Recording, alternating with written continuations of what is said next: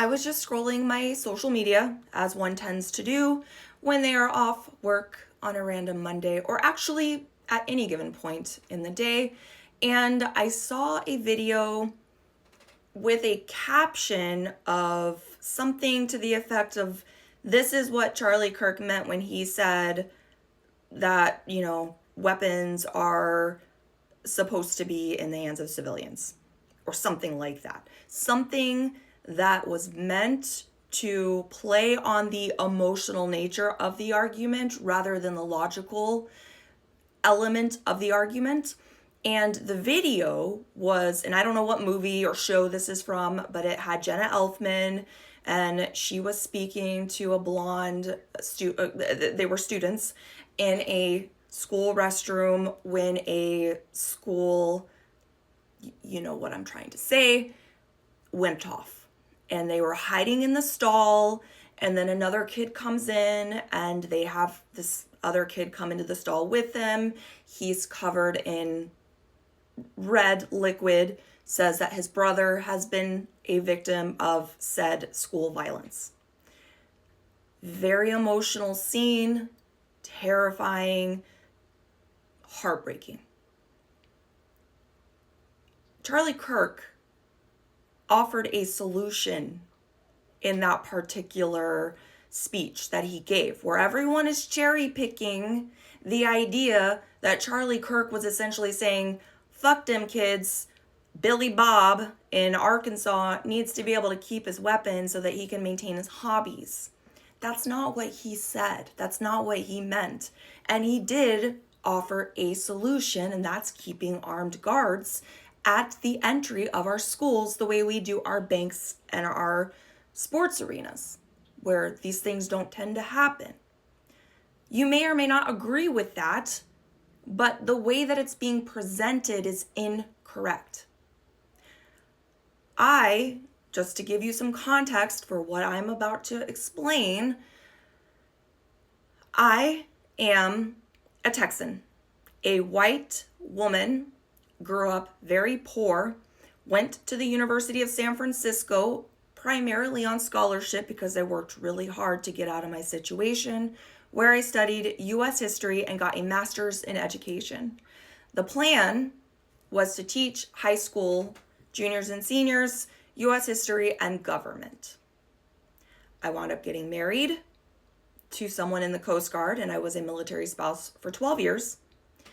And I work for a government agency, of which I never list which one on here because of the things that I say.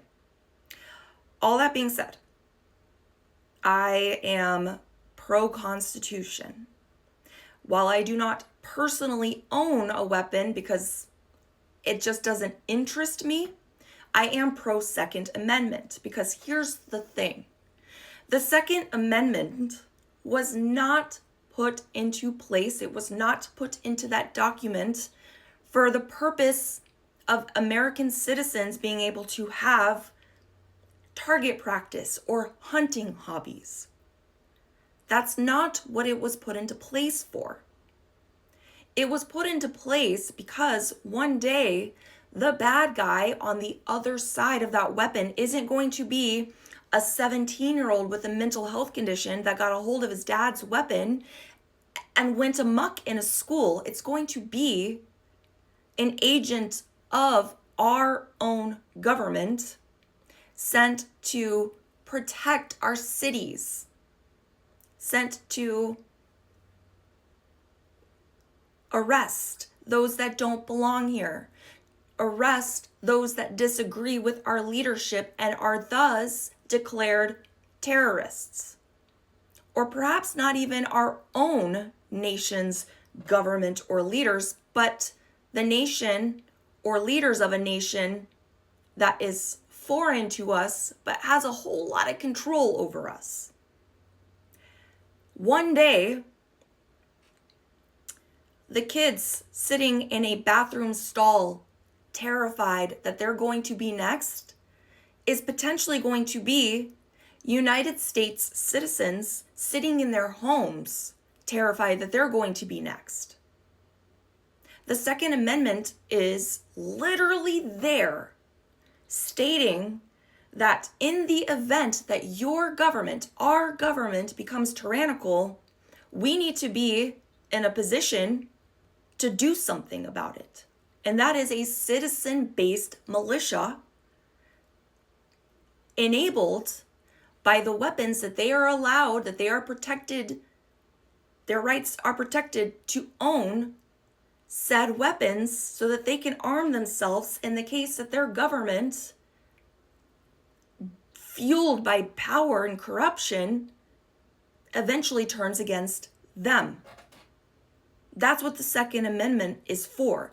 That is what it is about. And before you say, oh, but that couldn't happen here, why not? Our government is the most corrupt government in the entire world, and we are backed with enough power to where that's an actual problem globally. We have been committing atrocities and violence across the globe for decades. Decades. We want somebody's resources, their oil, their minerals, whatever. We go and we take it. We stage coups, regime changes. We have destroyed the lives of millions of people and unfortunately taken the lives of millions of people over the span of the last 7 decades or so. Oh, but they're not doing that here. How do you think they've funded this violence across the globe? There's not just physical violence, there's also emotional and there's also financial violence. We used to live in a nation prior to World War II, and, for a couple decades following that, where a household could subsist on a single income. That is now no longer the case. We now live in a nation where both people need to work just to afford housing, food, utilities, transportation. Our people are not taking elaborate vacations anymore. Mom can't stay home and take care of the kids anymore. Both parents need to be working. Despite the fact that the number of employed adults has gone up, our debt has spiraled. There's no reason why we should be $37 trillion in debt when everybody is working and paying taxes. We don't need the military budget that we have. After World War II, we were set. We were good. No one was going to fuck with us.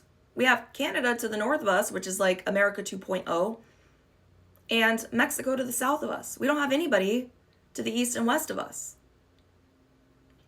These are huge trading partners and allies to us. We were good.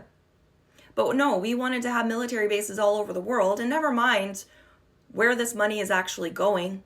Our military is not anywhere near as large and powerful and technologically advanced as those of Russia, China, or India. And yet we spend far more money, at least on the books, than those countries do. So where is that money going?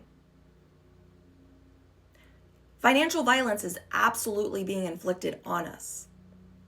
We are essentially slaves to a system that does not protect us, that is stealing from us, so that those at the top can amass huge amounts of power. And if you think for 1 second that we, American citizens, step out of line, they won't come after us, you would be sorely mistaken.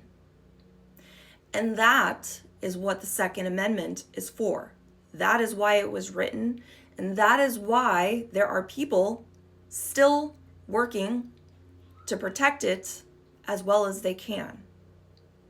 That is what Charlie Kirk was trying to say in that particular speech. So agree with him or not, we need to stop cherry picking certain phrases out of speeches and then putting them over emotional scenes, because that's not helping.